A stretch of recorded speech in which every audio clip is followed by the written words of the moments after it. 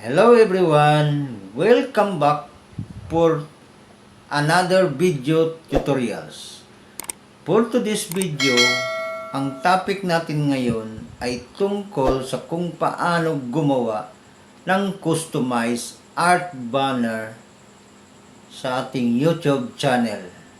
At kung gusto kang madagdagan ang iyong kaalaman, please feel free to visit my YouTube channel at pakisilip na lang sa aking playlist. Nandun yung lahat ng mga ginawa kong long form video at so start na tayo paggawa channel art banner.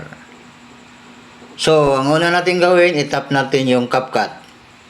After itap na natin yung mga dinownload natin na templates.